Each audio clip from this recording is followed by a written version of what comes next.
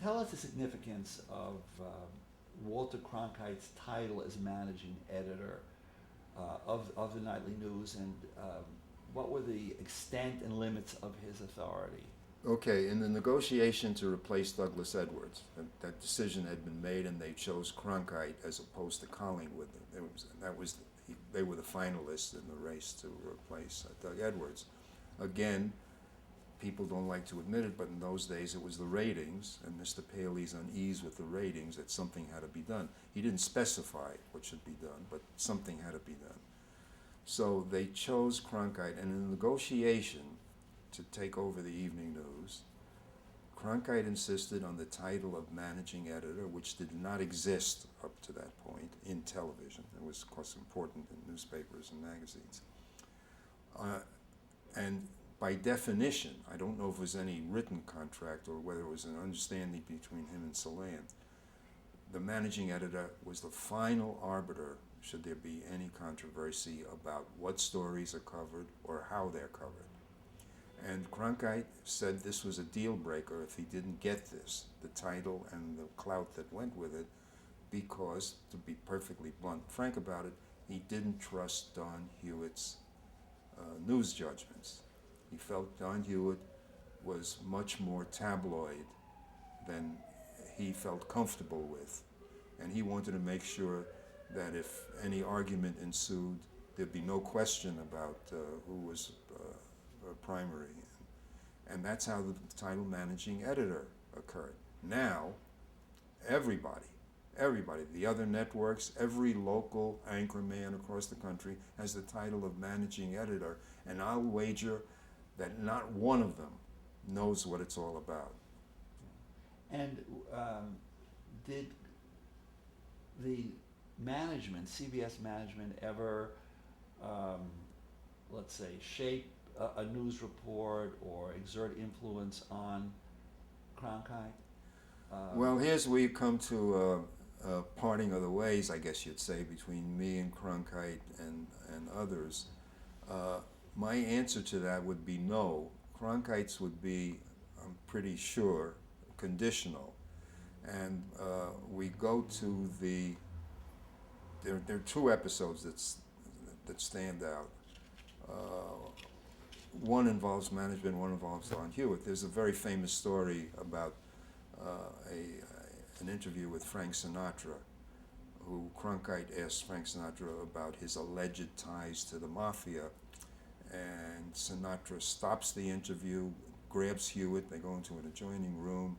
He accosts Hewitt, who Sinatra insists made a deal with one of Sinatra's aides that the mafia question would not come up. Hewitt denies this. Cronkite said, nobody ever told me there were any holes on me or whatever. And Sinatra came back and resumed the interview, but it was pretty tense and not very friendly. Okay, now to the management thing. During Watergate,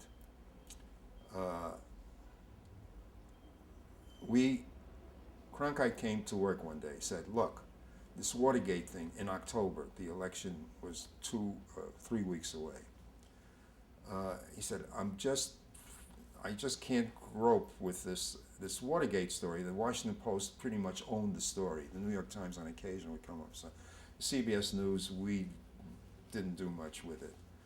But the Washington Post did this story, and it was so episodic, it was so disjointed, that on any particular day you couldn't, unless you were really, it was inside baseball, unless you really knew what had happened yesterday and what was about to happen tomorrow, and you couldn't, it was just an episode. And the Washington Post would come out episode after episode without connecting the whole.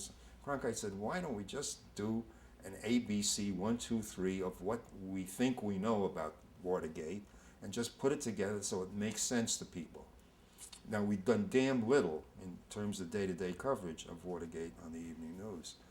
And so we assigned a crew to do that, including sending a producer down to Washington to talk to Ben Bradley, managing editor of the Washington Post, to see if we could get some cooperation. He brushed us right off. He didn't want to have anything to do with us. Anyway, so we put together a two-parter. And part one, the producer, a very sly, very able, very talented guy, very sly guy named Stanhope Gould, pulled, a stunt that's ancient in the business. That is, he held out, showing us the piece to the very last minute, and when he did, it was 14 minutes in length, and it kind of sent tremors through us, and we did it, but we put it on the air. And of course, management didn't know anything about this. I mean, Salant had a vague idea that we were doing a couple of important pieces on Watergate. He was not bothered by it. And so we go on the air with this 14-minute ABC 1, 2, 3, identifying the characters. It was really very basic. There was not, my memory is there was not one new fact in this thing that hadn't been published either by the New York Times or Washington Post. Well, we didn't know about it till much later, but the White House went bananas, went crackers on it. And they launched an assault on Paley and Stanton. Now, another story that I'm telling you as a matter of gossip, I can't... But let me just ask, well, did it have any repercussions? Or well, that's what I'm getting to. Yeah, Okay.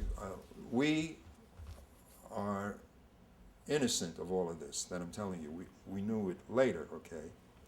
And a guy named Chuck Colson, who was counselor to President Nixon, called the story. This is gossip, I can't document this. He did call, that's for sure. And he asked for Stanton, who was his usual contact. Stanton wasn't around, so the call went to Paley, who was totally unprepared for this assault. A promise from Colson that they were going to destroy CBS as a company. When they got finished, after Election Day, when they got finished with CBS, it wouldn't exist, wouldn't be on this New York Stock Exchange. It was just dead meat, okay? Now, after the first episode aired, a fellow named Gordon Manning, my immediate boss, the guy between me and Salant, are called to Salant's office, who says, how the hell did a 14-minute piece get on the air? And didn't this screw up? What other news did we leave out?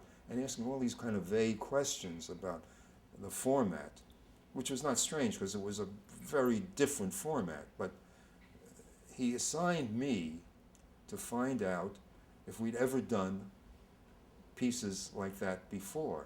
Kind of a stunning request. And so I spent an overnight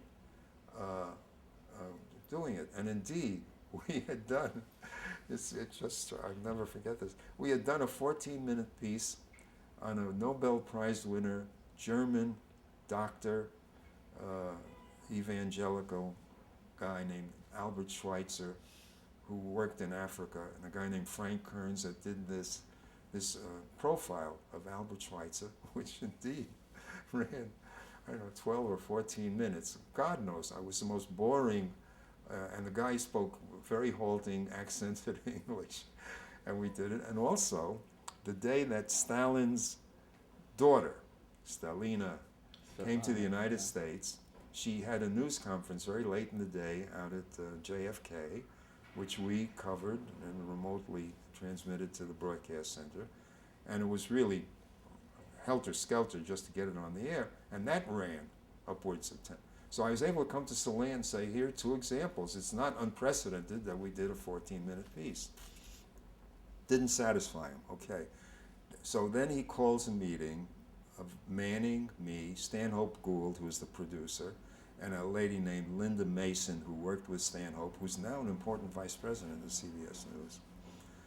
And we go there, and Salant, we're talking about part 2, which is supposed to go on the air Monday. Yeah, and so the meeting was Monday, okay? It was the day of air. He pulls out of his drawer a script, and he flings it at us. And he said, now you explain to me how I can defend this. And what this was a Dan Shore piece about CREEP, the Committee to Re-elect the President, which was a big financial part of the Nixon campaign.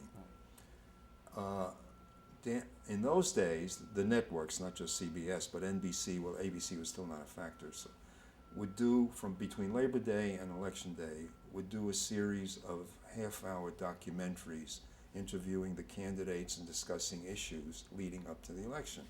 No longer done, but, and in September of that year, as part of this series, Dan Shore had done a piece about creep and money laundering, how money that was illegal or illicitly gotten by the Nixon would be sent to Mexico, where it would be laundered and brought back to operate. And that was part of part two of our piece. And it's the identical piece. It's just a repeat of what had been broadcast in September. Mm-hmm. And Salant says, how can I defend this? I mean, isn't this a political statement we're making? I mean, what the hell is going on here? We were stunned, because none of us had watched the Sunday series or seen it. And I've always suspected that Ernie Leiser, who was the producer of that series, was the one who must have gotten wind of what we were doing and tipped Salant off, but I don't have any proof. And Ernie, God bless him, a hero of mine, is now dead. Yeah. Anyway, there we are, we're stunned. And we don't have an adequate answer for Salant, just a repeat as part of this longer thing. And we talk about it and talk about it and talk about it, and I whispered to Salant, to Manning, should we bring, because it looks like we're going down the drain, that there's not, this whole, I said, should we bring Cronkite in? And Manning says, no, we're going to hold him, if we lose this, we'll hold him for the appeal, okay, just leave him out of this, okay. Well, the broadcast goes on and on. We're in danger of not getting on the air. I got up and I said, well, you guys can sit here, and this episode is in Halberstam's book, by the way, about the best and the brightest. No, Powers that be. Powers that be, right. And I rush out. I said, I will make the piece different. I'll do something to it. I don't know what. So this piece, my memory's fuzzy now, 4 minutes, 5 minutes, part of a 10-minute package. I go there, I go into tape, and I do cut and slash, boom, rearrange things. Nothing, I'd add nothing new. It was impossible at that stage. And I come up with a much shorter piece, about half the length, which looks different, okay? And I figured we can get away with this. And that's what we went on the air with. Cronkite, when I last heard from, I haven't talked to him, says this is evidence of management interference with the editorial process. And that this is the one time I think he wrote in his book, that there was management interference with him. I deny that, because, in a sense, Dick Salant was doing his job by catching this goof that we did. I was doing my job by saving the day, I think, without any management oversight of what I was doing. But so I disagree with Cronkite that there was that management interference, but you see, it's a very fuzzy, hazy area we're in. But even to the extent if that can be considered management interference, it was very much the exception, is what you're saying. Absolutely. Oh, and Cronkite would agree with that. Absolutely. Cronkite says this is the one episode of management interference. That's the way he describes it himself. All right, let me step back. Let's take given its importance, the Cronkite news broadcast, focus on it a little bit more, talk maybe a little bit more about your role. It's been said that you were, I'm quoting here one source, the driving force behind the Cronkite show in this period. What was your role? I'm really flattered to hear that. I mean, I never considered myself. If anything, I would have used that description for Hewitt. Hewitt had a couple of assistants, okay? It was me, a fellow named Russ Bensley, and another guy named Phil Scheffler, who was there very briefly. Scheffler and a guy named Les Midgley were part of the people who came over from Eyewitness to History. When that was killed, they became part of the evening news there. Anyway, my mandate, roughly speaking, was to make sure that day's show got on the air without embarrassment. Okay, Russ Bensley's mandate was to look ahead and to preview and to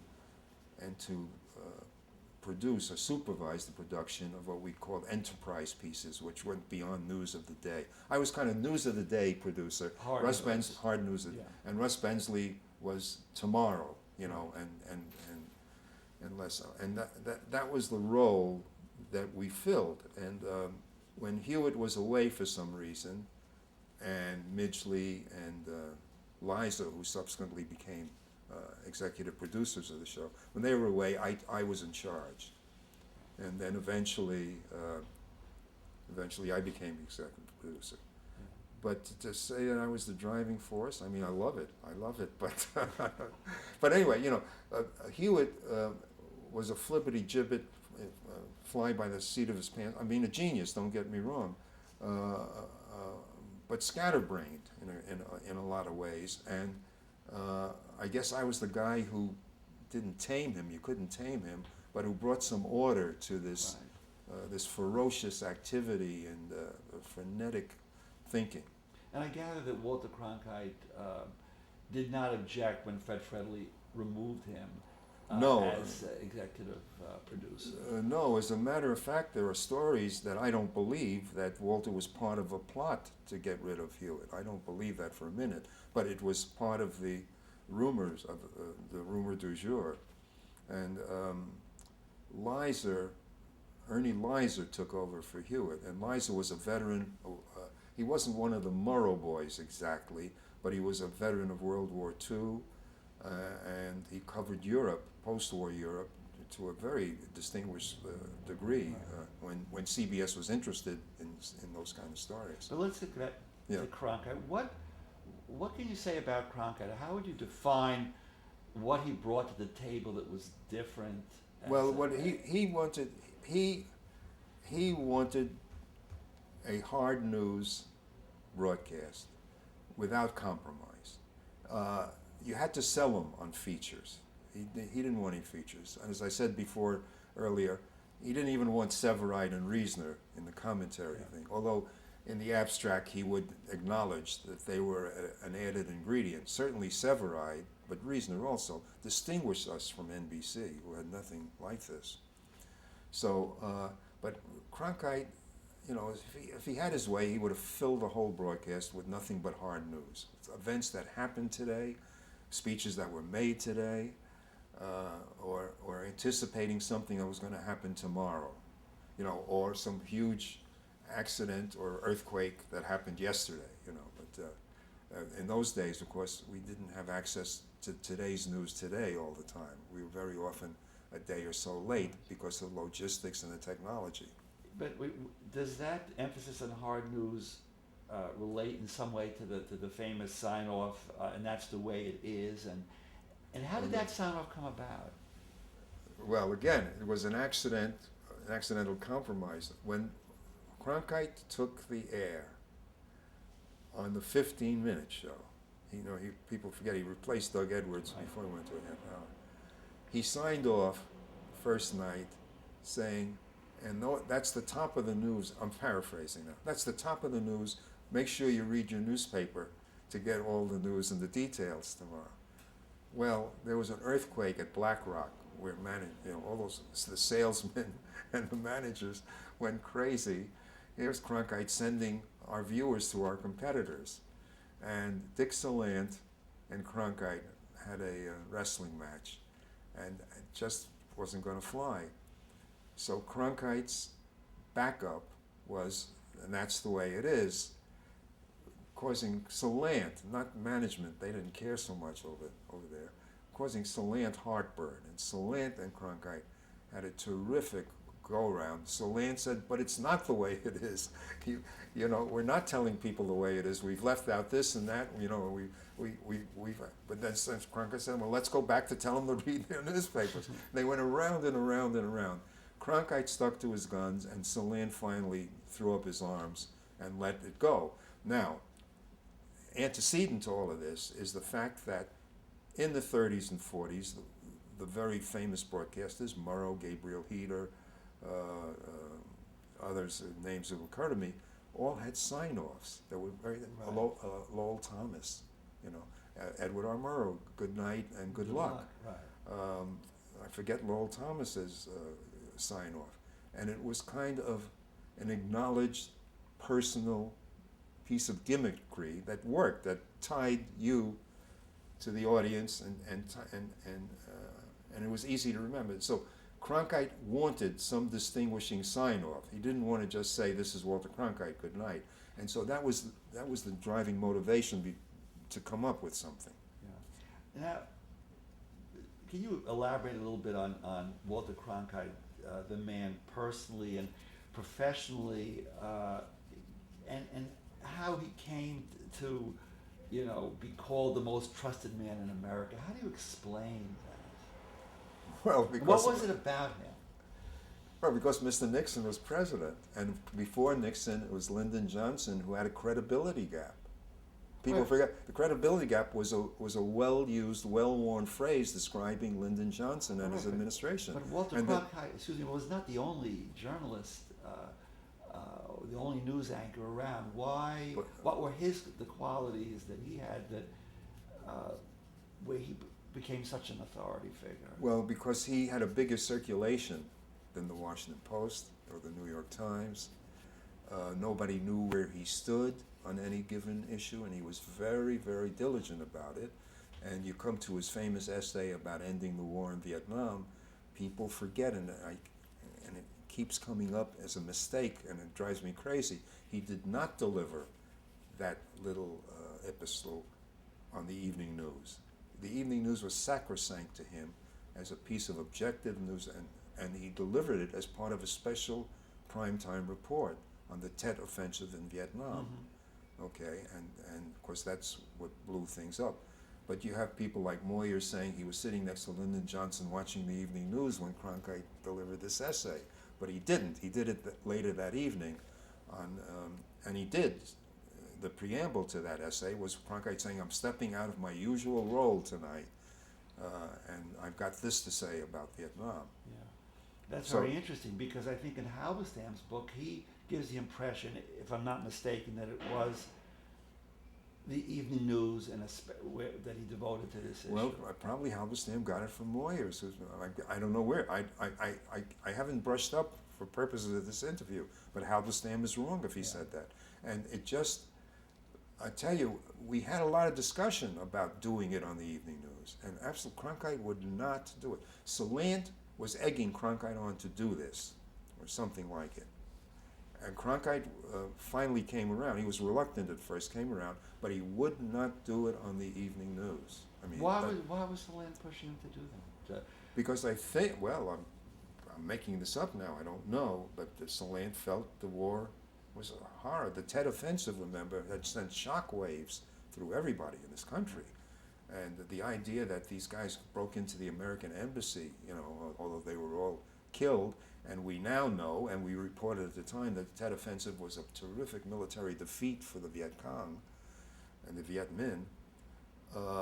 Still, the idea that they were able to rouse this kind of attack was a really, really, shockwave is not giving it the impact it should have. And so I'm sure that Salant was infected by this sort of stuff. I'm really not sure. I never asked Salant, this, but which reminds me, I'm guessing that. Anyway, Cronkite was absolutely adamant he would not do this on the evening news. They did it on the special. No matter what Halberstam says, no matter what Moyer says, that's a fact which you can check. Right. It's very striking. I mean, given the fact that certainly Walter Cronkite did not, let's say, challenge earlier on any of the givens or the received wisdom of the Cold War, that he would No. take this position is.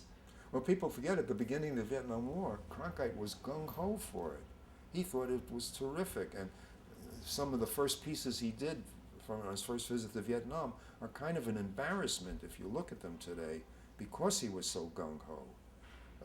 Like Halberstam was, like the UP guy, and Malcolm Brown at AP. They all subsequently changed their minds, but at the beginning they were all hawks, and of course that kind of encouraged further American involvement there. But, anyway, the most trusted man in America originally came from a poll that U.S. News and World Report did when it was a much bigger, more important competitor to Time and Newsweek. And then it just took a life of its own. I mean, it became like Cronkite's middle name, the most trusted man in America. And as I said, it came against the background of Nixon, Watergate, also Nixon lying about Vietnam, saying he was going to end the war, and it went on for 4 or 5 more years. And as I said, Lyndon Johnson's credibility gap. Right. Tell us something about your relationship with Walter Cronkite. It's been generally positive. We've had some tough times. When you say tough times, in what do you mean? Well, okay. One of the most dramatic blow-ups we had. Okay, he wrote a book, A Reporter's Life, 15 years ago, a bestseller in its day. And I receive a call from a longtime friend of mine, professionally as well as personally, who's living in retirement in California. Bob Pierpoint is his name. And he's beside himself. And I said, "What's up, Bob?" He said, "Well, I just read Cronkite's book." I said, "Well, what about it?" And he said, "Cronkite, on the day of Kennedy's assassination, has Dan Rather at Parkland Hospital." And I'm kind of half listening. Yeah, so what? He said, "I was at Parkland Hospital." Dan Rather, who was then the most junior of junior CBS reporters working out of the Dallas Bureau, was at the convention hall waiting for Kennedy's arrival. He was headed towards the convention hall to make a speech. I was at Parkland Hospital, not Dan. And I said, "Holy cow." So I said, "Okay." And Pierpoint was calling me. I guess he didn't ask, to intercede, to do something about it. So I go see Cronkite. And I remember going in, I said to Cronkite, I said, "We have a problem," it wasn't my problem. Right. Anyway, and I said to Cronkite, "You've got Pierpoint, you've got Rather at Parkland Hospital in the book," and it was Pierpoint. And he said, "Get out of here," just like that. "Get out of here." He said, "What do you mean?" He said, we got Dan Rather was there. Don't bother me. What are you talking about?" I said, "Well, I just talked to Pierpoint. It wasn't Rather, it was Pierpoint." And he blew up. He said, I can see him in my mind's eye." I said, "Well, first of all, Walter, you couldn't see him because the technology those days, we didn't have a remote at the hospital. We had what we call teleops, these little slides that said Robert Pierpoint reporting or Dan Rather reporting, and it was a telephone hookup. Right. And he went bananas saying, look, and we had a go-round, a really ferocious go-round. He said, "Get out of here. I don't want to talk about it anymore. It was Dan Rather, and don't, boom." Okay, dismissed me. Right. Again, I'm not dramatizing the vehemence of his argument. Now, Frank Stanton had published, coincidentally, the text of the 4 days of the Kennedy assassination coverage. Just the text, well, like a television script. The left-hand side indicated what was visual, and the right-hand side was the words. Like a lot of journalists, I'm a pack rat, and I had the 4-volume thing. And that night I go back and I open up volume 1, the day of the assassination, and there it is. Pierpoint, Pierpoint, Pierpoint, Pierpoint, all the way down, Pierpoint. No sign of Rather. Rather was at the convention center working with a guy named Eddie Barker, who was the news director of KRLD, I think it was, the CBS affiliate in Dallas, and Eddie Barker was a very big man in Dallas. Everybody knew him. He was kind of the unofficial mayor of Dallas. And Rather was there to help Eddie, whatever Eddie needed. So the next day I go into Cronkite with this thing, and I lay it on his desk, and I said, "Just look at this." And I saying this, Cronkite went white. He's looking at this. The book is out. The book is a bestseller. He was abashed. And he said, "I can't believe it. I would have sworn, at risk of perjury, that it was Dan Rather. I said, okay. He said, let's get Pierpoint on the phone. We did right away. He abjectly apologized to Pierpoint and promised any subsequent editions would be corrected, and if it came out in paperback, which it did, it would be corrected. But the first couple of editions of the Cronkite book have Rather at Parkland Hospital, and it was quite a dramatic thing. He was really mad at me bringing this message to him. But he came around when he saw the evidence. Yeah.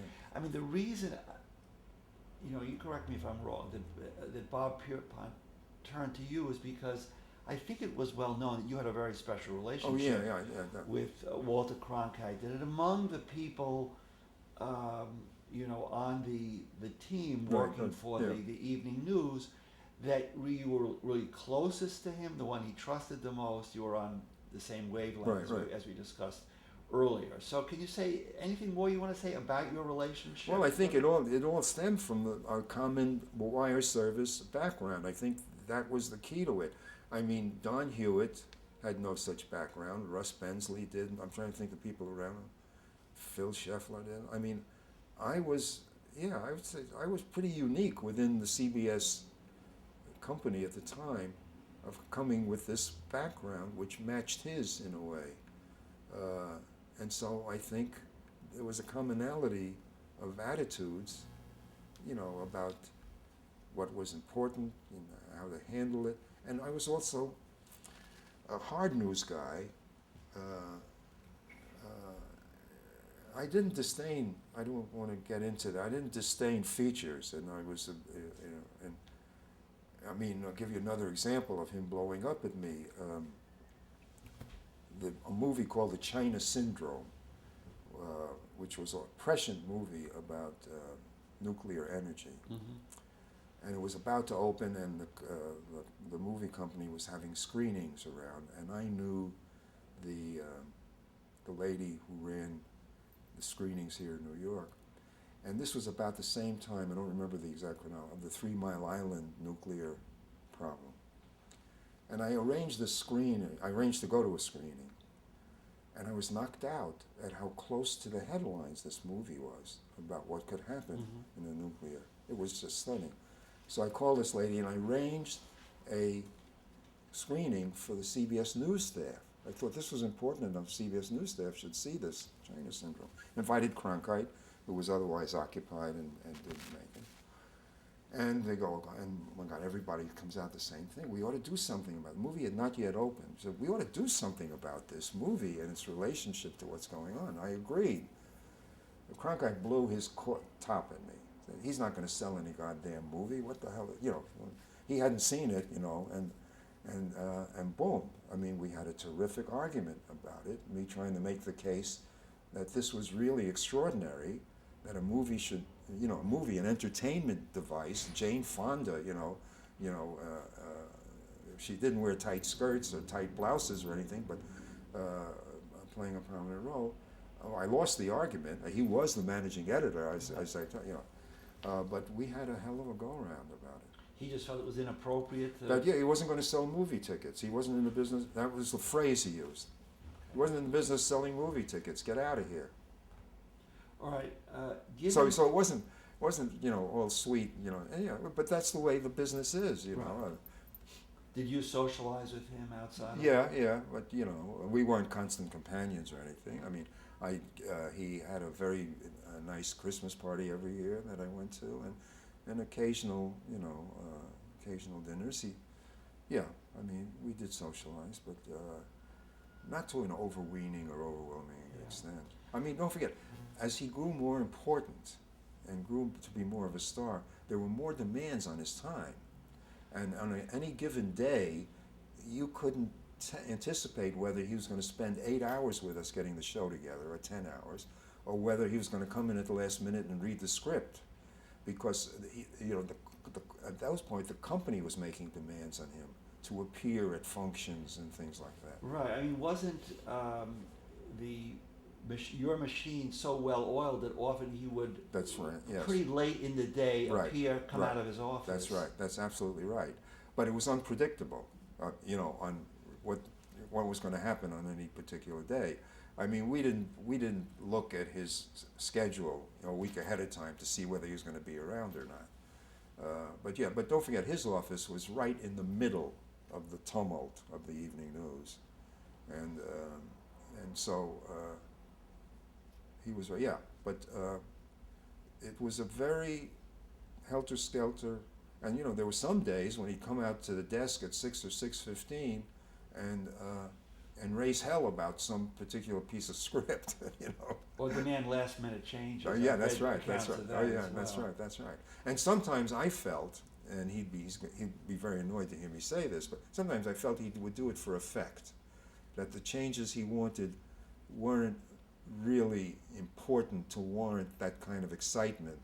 But I think, and I'm speaking for myself, not for him now, but I think he felt it injected some kind of excitement into the whole atmosphere in the room, and he. Was it a form of also a way to reinforce his authority? Yes, I think that's fair. Yes, a way to reinforce his authority.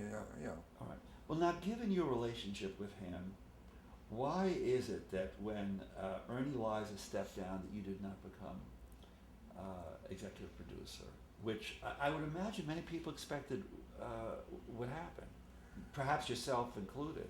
Because I was so dumb. I was so absolutely dumb.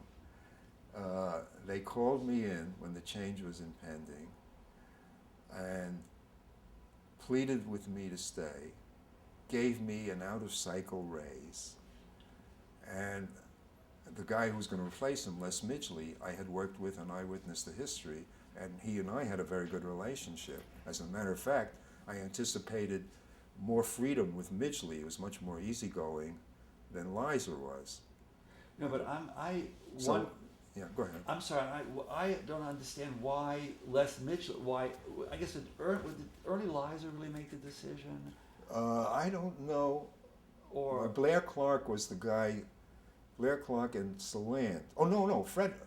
It was Fred Friendly. I'm sorry. Fred Friendly's the one who took Liza. Liza says, and I believe him, that he wanted out, that he'd been doing it for 3 or 4 years, right, and he was wiped out, and he couldn't get it up anymore, okay? And that led to discussions. Fred Friendly was the guy who decided that Les Midgley should take it over. Why they overlooked me, although they were desperate that I not leave, and I should have held off for a hell of a lot more. I mean, I look back on it, I was so dumb. They would have given me $1 million a year to stay. I mean, me leaving, I realize now, would have, from their perspective, would have been an earthquake. Now, so were you disappointed that you didn't? I suppose so, but I rationalized it. I got all this extra money, and all that, and they conned me, is what I'd say. In what sense? In the sense of staying, at a modest raise instead of a monstrous raise. Yeah. And I don't know if they changed my title. I can't remember. They might have even given me an elevated title. Yeah. Speak a little bit about Ernie Liza and Les Midgley and what they were like, what your relationships with them were. Ernie Liza, who I'd known came. Fred Friendly moved Hewitt out. Right. The circumstances are fuzzy, to say the least. As I told you, there's a rumor that Cronkite had something to do with it, but I don't know that at all. Friendly must have been at least in conversation with Cronkite. Oh yeah, oh absolutely, oh yeah. Oh, this move could not have happened without Cronkite's approval, absolutely. And again, because Ernie Liza had a reputation of being a very hard-nosed guy, no-nonsense guy. Cronkite, I'm sure, loved the idea of him coming aboard. There's no question about that. And Hewitt tells a story about how Friendly brought him into the office and told Hewitt that he's too important for this job, that he's getting a promotion, and Hewitt confesses that he accepted that. And he got home that night and told his wife, and his wife told him, "You dummy, you've been fired." Anyway, so Liza was very hard news compared to Hewitt in Cronkite's eyes, or compared to anybody from the outside looking in. And I'm sure, yeah, there's no question that Cronkite welcomed it. And Liza also tried to do something different with the show. The phrase enterprisers came up in Liza's reign. That is, Liza always wanted to have a piece, in addition to the commentary, that kind of exploded the horizons of day-to-day newscasts. You call them enterprisers, that weren't tied to them. And this would sometimes put him in loggerheads with Cronkite, you know. But, you know, I don't ever remember that they ever came to a parting of the ways the way Cronkite and I did on the China Syndrome thing, Right. you know. So, and I got along fine with Liza. I got along fine, although he was a severe taskmaster. There are a couple of episodes where he was scalding to people on the staff to the point where two guys, separate incidents, broke down and cried because of the scolding they got from Liza. He was tough. He was tough. But nobody ever impugned his motives. I mean, you know, he was tough in protection of the evening news and tough in making it as good as he could. And he was so dedicated, as I said, he opted out because he felt he was burnt out after several years, and that it was time to hand it over to somebody else. Now, once again, when Les Midgley, what would you say about him? Les Midgley, to me, was a cipher. I mean, very nice guy, very terrific, easygoing guy. When he took over the show, the guy is dead, and may be unfair of me to say this, but I think Russ Bensley, who was my sidekick in those days, would agree. I think the show, each evening show, came over as much of a surprise to Les Midgley as it did to the audience at home. I mean, Russ and I were given free rein to go for it, okay? And I became, I think it's fair to say, effectively the day-to-day producer, with Russ doing his work and fitting in on a day-to-day basis. And Midgley was very easygoing, very laid back, never excited, never upset. And if I can digress for a minute, every afternoon, about 6 or 6:15, he'd go over to a little cabinet, and he'd open the door and take a paper cup and pour something in the paper cup, bring it back to his desk, and sit there while the world was going crazy around them, guys running around, screaming at each other, yelling. He'd sit there quietly and sip this cup. And the guy who was then covering television for New Yorker, the Armenian. Oh, yeah, right. The Armenian sure. guy. I saw him. He spoke at Halberstam's memorial. It'll come to me. Yeah. Well, he was doing a story for the New Yorker. No, it was for a magazine. He was before he was a New Yorker guy. Yeah, and his father was a famous bon vivant Armenian. Anyway, he spent a week with us. I objected vehemently to having this guy spend a week sitting in with us. Midgley said, just brushed me off. And there he was. He spent the whole week. On Friday of the week, before he went to write his piece, he goes to our office manager, a wonderful, tough street fighter named Hinda Glasser was her name. And she was in charge of the whole back office, if you will. And he goes up to Hinda Glasser and he says, "Miss Glasser, what is it that Mr. Midgley every afternoon takes to his cup and takes to his desk and sips?" And she turns to him and she says, "A milkshake, you schmuck." Okay. And in the piece, he says Midgley every afternoon drinks a milkshake at his desk. Of course, it was spirits. Let me, Right. Now again, Les Midgley steps down, and instead of your becoming executive producer at that point, I guess, the way I understand it, Ernie Liza really recommended that you join management as a news vice president. Right, I think it was Gordon Manning, but I'm not sure who. But All right. yeah. Or that together they Right. recommended that. Now, how did you feel about that step at the time, and then how did you feel later on about that step? Well, don't forget, by that time, which was in the early 70s, I'd been working on the evening news for like 10 years. Talk about being burnt out. I mean, I was doing it by rote, and in the middle of the Watergate hassle, when I realized the dimensions of what was happening, that the White House was coming down on us, I remember driving home one night and thinking about my next career, that I was finished now in television, it was all over, and how I was going to keep the kids in school, and how I was going to keep hearth and home together and all that stuff. So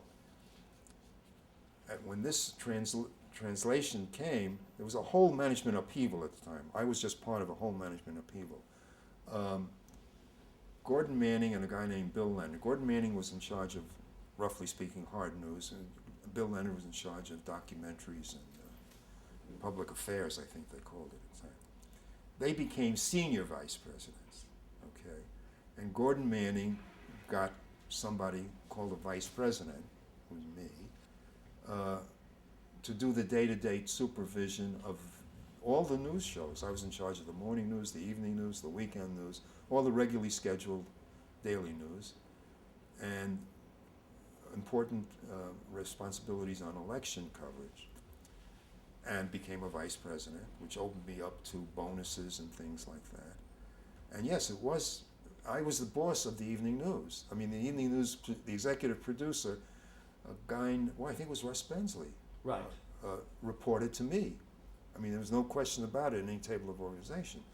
So, and I welcomed the relief from the day-to-day Sturm and Drang that went on in the evening news. I mean, it was a miracle that we got on the air, and the miracle was made up of the hides of a lot of people, you know, who sacrificed a hell of a lot. And I was kind of relieved to get away from that. But did you? I mean, some have claimed or suggested that you later regretted it or missed some of that excitement of being on the right in the middle of the Cronkite broadcast. I don't think so. I don't think so. I mean, I had my share, my fill, as much as anybody could, maybe more than most could. And I don't feel. I think.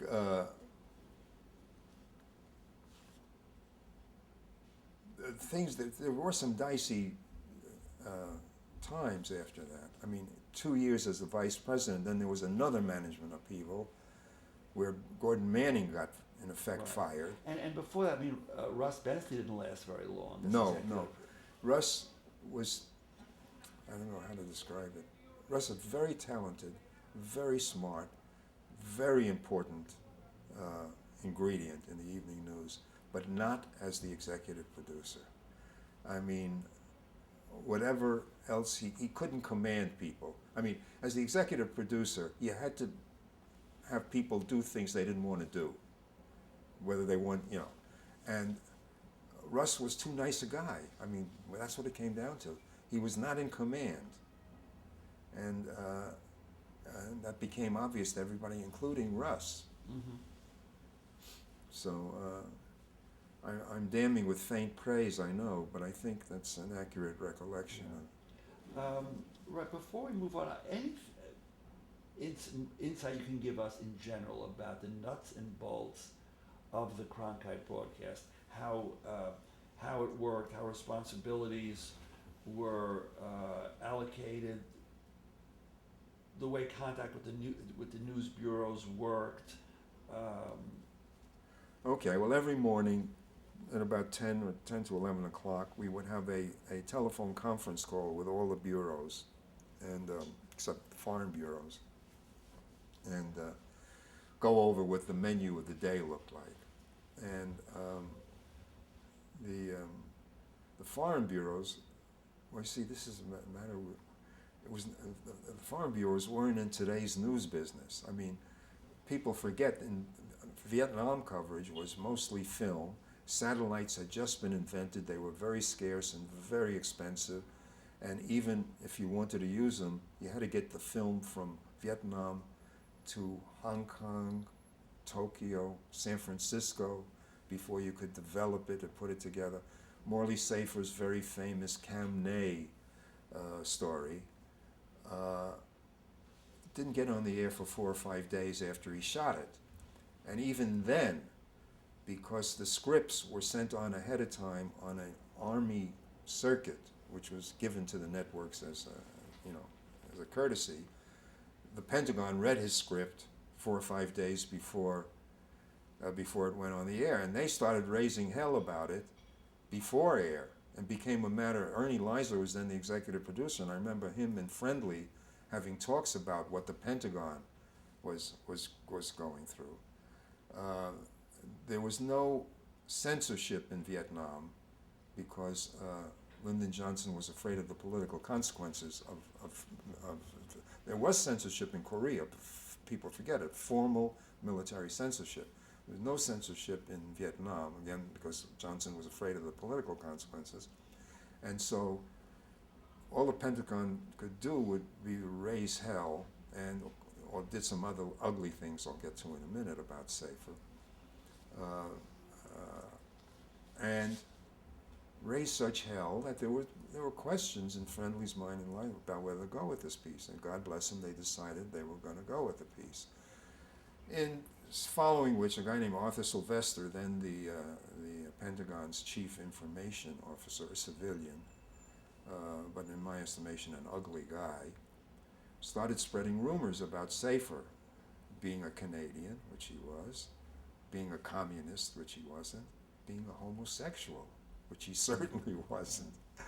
And I'm no kidding around. This was coming back to us. Well, Arthur Sylvester telling people, how could you believe, a Canadian communist homosexual?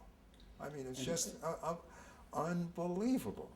And Bill Moores was part of the Yes, and White I don't House think at that, the White House at the yes, time. and I don't think that Moyers and Safer have had a civil word since. I don't believe.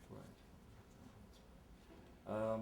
But Sylvester was, in my estimation, the main villain of this. But there's a lot of controversy about Moyers. Again, going back a little earlier, John F. Kennedy. First of all, how did you manage to get on that first half-hour broadcast the interview with Kennedy to kick that off? Oh, I wasn't part of the negotiation. Okay, I was doing a 15-minute show. I don't know what the negotiation was about. But also, it wasn't live. Today it would be done live. It was on film and edited, which is what. And Pierre Salinger, who was then the president's press secretary, we raised hell, as I said earlier, about the content of it, and gave Kennedy to NBC the following week to correct what he felt. Salinger, it's coming back to me now, and Hewitt Salinger thought he had a deal with Hewitt about previewing or approving the cut. Mm-hmm. And Hewitt doesn't sign on to that at all. With we talked a little bit about the coverage of the JFK assassination in terms of Pierpont and rather. And Collingwood. Collingwood's a very important part of that coverage. People forget the cortege, the funeral procession. Right. Walter Cronkite's announcement that Kennedy was dead. It's famous. Yes, I know. What were your reactions, or what do you want to say about that? I'm laughing. The way it was reported, the impact it had, the fact that it came from Walter Cronkite. I'm laughing because I was on vacation. I wasn't anywhere near a television set. I wasn't near Cronkite.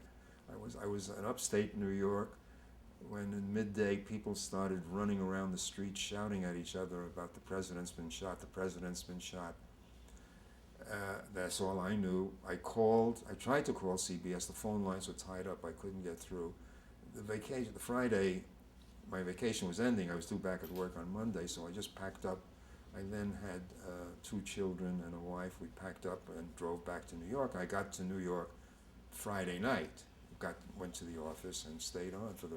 So I missed all of that early excitement, and I'm a victim of what I see. You know, I see Cronkite. I see him tearing up. I see him, but I wasn't there, and I don't. I don't know how he got the bulletin. It's not clear in the video of how he got that information that he was reporting. It's official. The president died at 2 p.m. Central Time today. So I don't know. And of course, coming in late like that, you're always an intrusion. You know, until you find a place that you can be useful, you get in other people's way. So I laugh when I think about it. You know, the question comes up about where was I the day. You know, I was on vacation. In the same period, anything you want to say about CBS's coverage of the civil rights movement? Yeah, that's really interesting because at one point, I can't remember what the project was. I think we were doing a biography of Cronkite for the Discovery Channel. This is after he had stepped down as anchorman. And we went looking for Cronkite's personal involvement in civil rights. And you know, we couldn't find anything. Cronkite, for reasons that nobody never went to Selma, never went to Atlanta, or I'm sure he did, but not when anything was happening. We never went to Atlanta.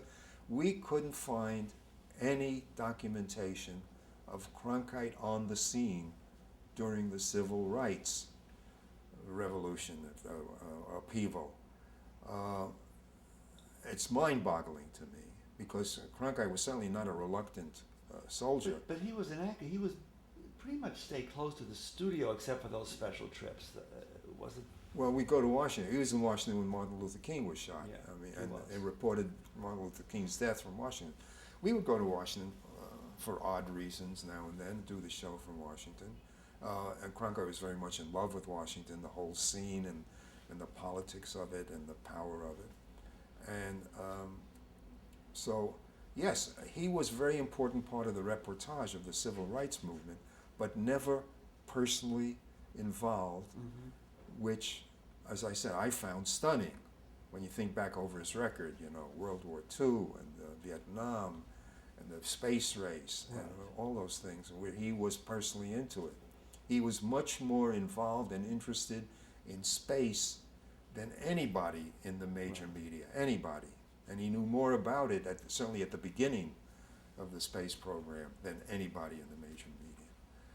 And so how and why he didn't get to the scene of some of these horrific episodes, I don't have any explanation for, except the amazement we all shared that there wasn't anything. Speaking of civil rights, was he diversity in the newsroom, women? Was that something that was important to him, or was that? Well, was he of an earlier generation where he didn't? I think it's not a matter of being important to him, but it was not on our agenda at the time. You know, there were a handful of women at the time.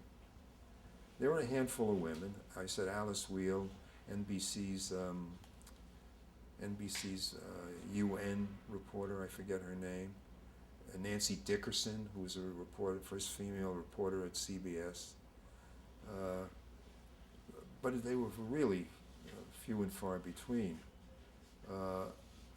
Blacks, there were no blacks in any arrangement that I can remember. Not behind the camera, not on camera. That all came later. And yes, I would guess if you asked Walter, he'd say yes, it was important to him, but it was not a priority. It wasn't a priority to any of us. The women's movement and the black movement made it a priority much later. That's a good place to end.